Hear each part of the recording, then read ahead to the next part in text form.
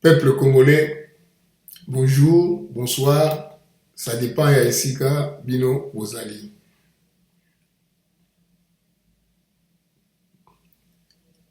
Oyo ezali changement de constitution suite.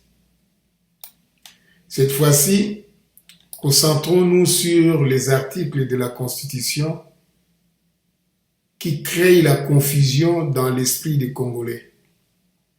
De quoi s'agit-il exactement?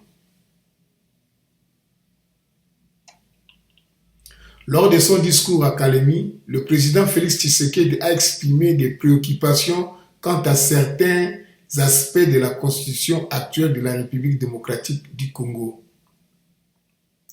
qu'il a qualifié de potentiellement problématiques ou susceptibles de poser des défis. Il a ainsi souligné la nécessité d'une réflexion approfondie pour identifier et corriger ces éventuelles lacunes dans le but de renforcer les institutions et de garantir une gouvernance adaptée aux aspirations du peuple congolais. Permettez-moi de répondre à ces divergences en démontrant avec des exemples concrets le piège qui renferme l'actuelle constitution de la République démocratique du Congo.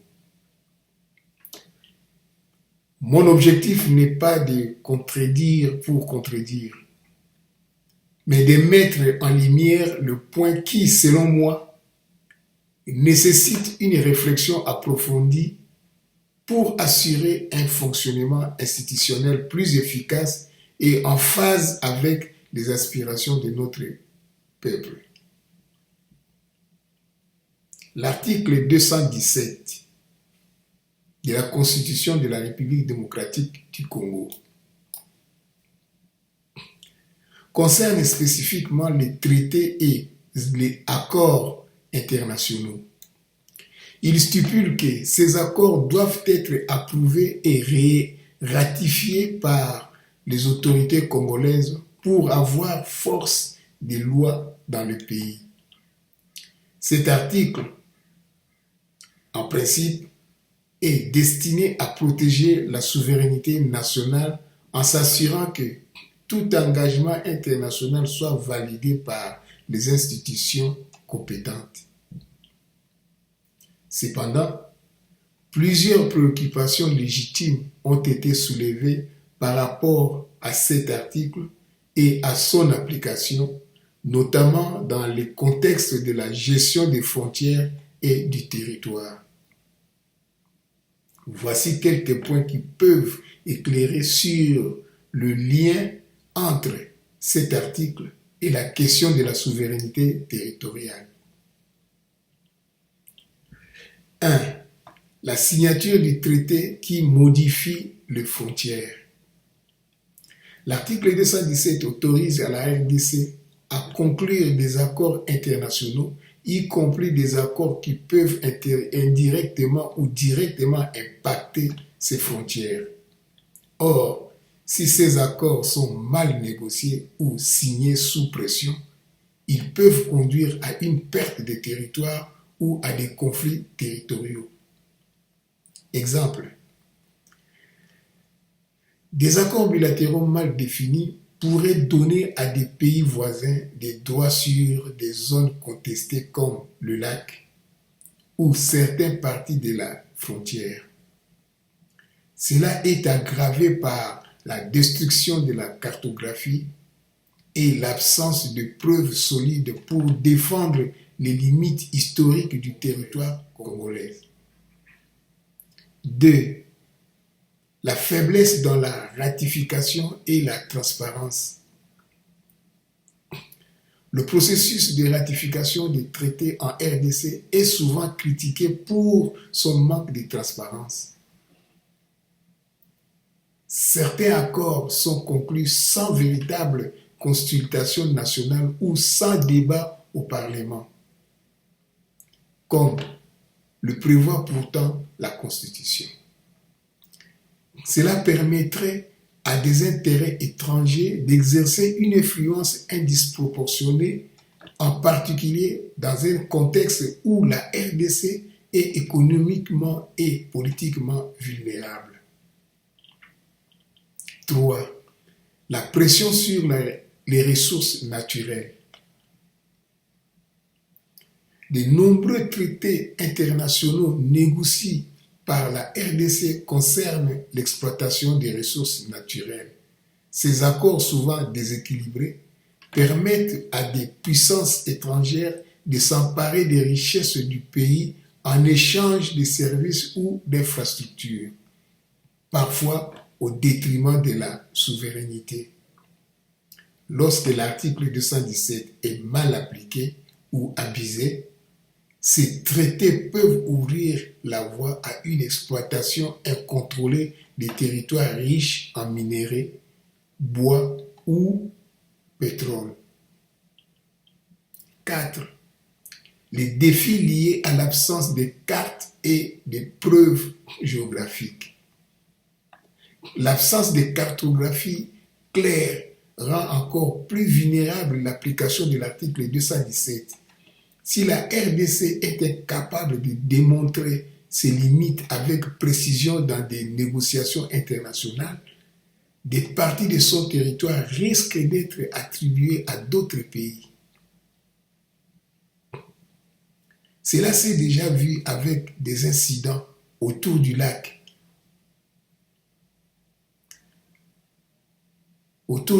Albert ou de la frontière avec la Zambie, où la RDC a été accusée d'avoir cédé des portions de territoire faute de preuves documentées.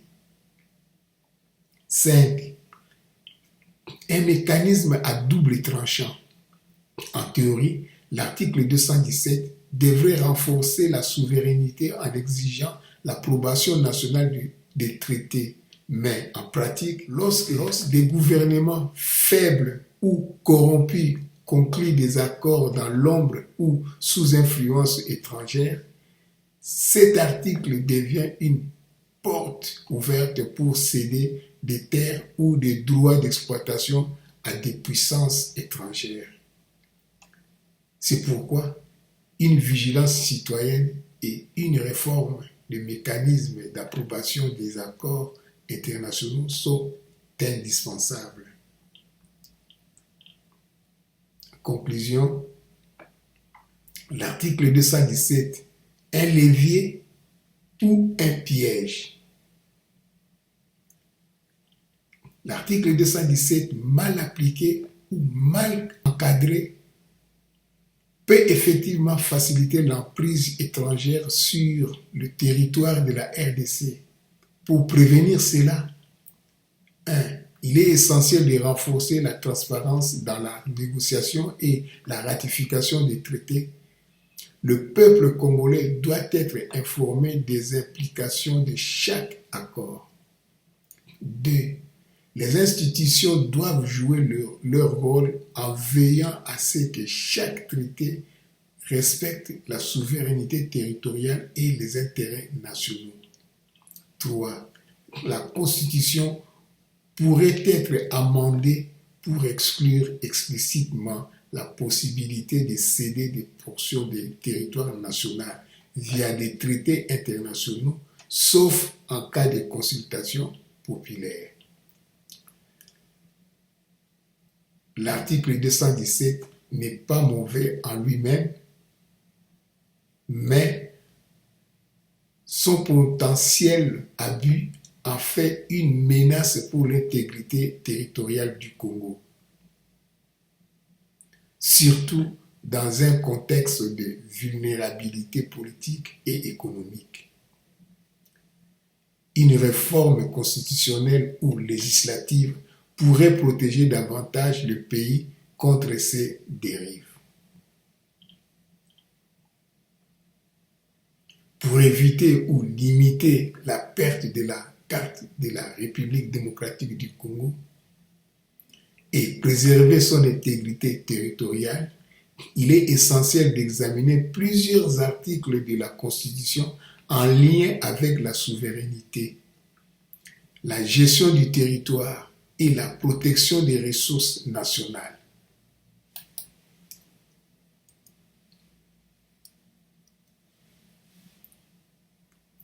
Voici quelques articles particulièrement pertinents ainsi que des recommandations pour éviter que des failles ne permettent de nouvelles pertes. L'article 2. L'intangibilité des frontières. Texte de l'article. La République démocratique du Congo, dans ses frontières du 30 juin 1960, est un État unitaire, indépendant, souverain et indivisible. Risques associés. Ces articles garantissent l'intangibilité des frontières de la RDC telle qu'elle existait au moment de l'indépendance. Cependant, en l'absence de preuves cartographiques, cartes officielles, documents historiques ou données modernes, il devient difficile de défendre ces frontières dans des litiges ou face à des revendications étrangères.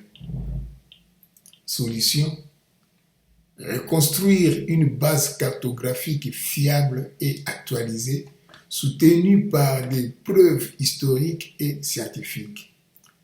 Renforcer l'institution responsable de la gestion des frontières, par exemple l'Institut géographique du Congo, pour qu'elle soit autonome, efficace et protégée de l'influence étrangère. L'article 9. Propriété du sol et du sous-sol. Texte de l'article. L'État exerce une souveraineté permanente sur le sol, les sous-sols, les eaux et forêts, les airs, les lacs, les rivières, ainsi que sur le plateau continental et les eaux maritimes. Risques associés: des accords mal négociés ou une mauvaise gestion des ressources naturelles pourraient permettre à des puissances étrangères ou des entreprises de s'approprier des portions stratégiques du territoire. Cela inclut des zones frontalières et des lacs qui risquent d'être contestés en l'absence de carte.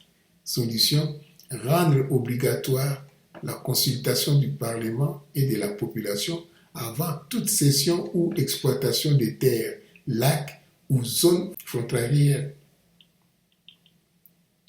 Créer une agence de surveillance des ressources naturelles avec des outils modernes, satellites, drones, pour détecter et prévenir les abus. L'article 52. Le droit à un environnement sain. Texte de l'article. Toute personne a droit à un environnement sain et propice à son épanouissement intégral. L'État veille à la protection de l'environnement. Risques associés: les destructions de la cartographie du territoire ont des conséquences sur la gestion des écosystèmes, des forêts et des eaux. Sans données fiables, il est impossible de protéger les zones naturelles critiques ou de prévenir les exploitations abusives. Solution: intégrer la protection des données cartographiques dans la politique environnementale. Garantir que les institutions géographiques soient impliquées dans toutes les discussions liées à l'aménagement du territoire et à l'environnement. Article 213. Rôle du Conseil de défense et de sécurité. Texte de l'article. Le Conseil de défense et de sécurité est chargé de conseiller le président de la République en matière de défense, de sécurité nationale et d'intégrité territoriale. Risques associés: une mauvaise coordination ou une sous-utilisation de ces conseils peut affaiblir la capacité de l'État à protéger l'intégrité territoriale, notamment en ce qui concerne les frontières ou les destructions des atlas. Solution: renforcer les capacités de ce conseil pour qu'il inclue une unité spécifique dédiée à la protection des frontières et des ressources cartographiques. Établir une collaboration directe entre ces conseils et les institutions universitaires et scientifiques pour défendre les limites territoriales basées sur des preuves. Article 63. Devoir de défense du pays. Texte de l'article. Toute Congolaise et tout Congolais a le devoir de défendre le pays et son intégrité territoriale face à une menace ou une agression. Risque associé, cet article implique une mobilisation populaire pour la défense du pays, mais il n'est efficace que si la population comprend les enjeux. En l'absence d'éducation ou de sensibilisation sur l'importance de la cartographie et des frontières, ce devoir est difficile à remplir. Solution: lancer des campagnes de sensibilisation nationale sur l'importance des frontières et de la géographie. Éduquer les citoyens sur leur rôle dans la préservation de l'intégrité territoriale, notamment dans les zones frontières.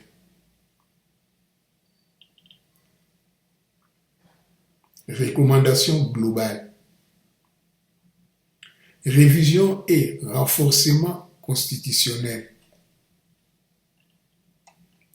Pour protéger davantage la souveraineté géographique du Congo, voici des propositions concrètes.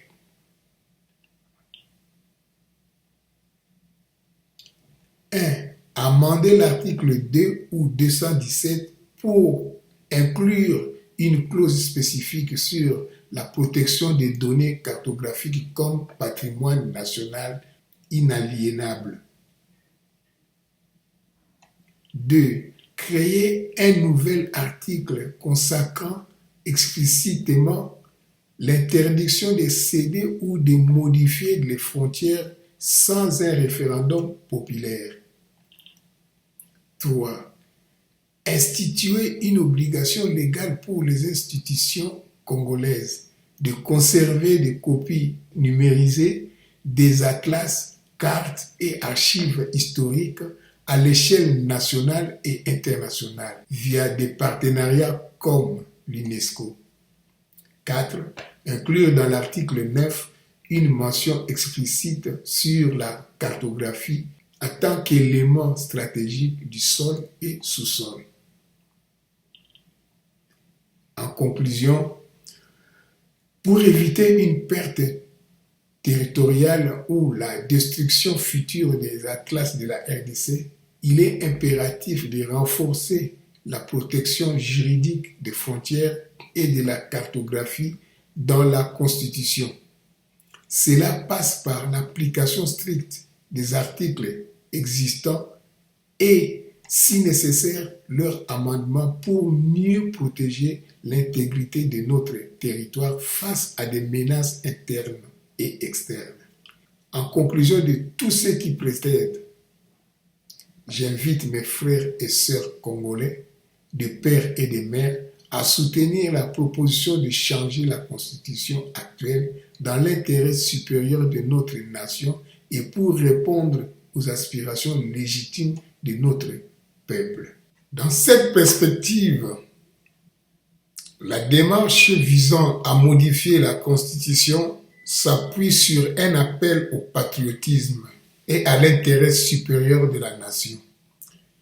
Je tiens à souligner que cette initiative ne cherche en aucun cas à satisfaire des intérêts partisans, mais plutôt à corriger les failles structurelles qui entravent le développement de notre pays.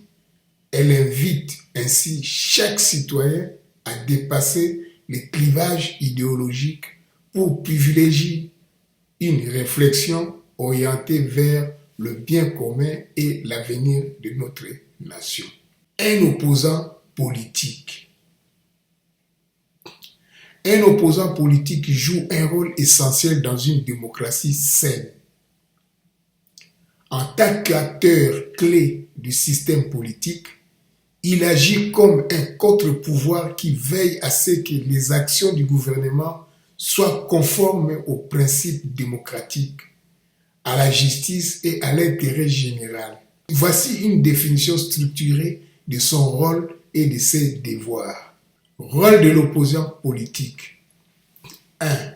Surveiller et critiquer le gouvernement.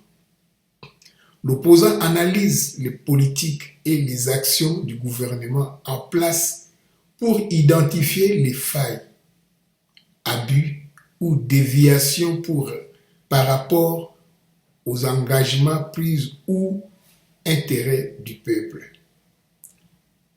Il assure que le pouvoir respecte la Constitution, les lois et les droits fondamentaux. Propose des alternatives. Au-delà des critiques, il propose des solutions concrètes et réalistes aux problèmes du pays.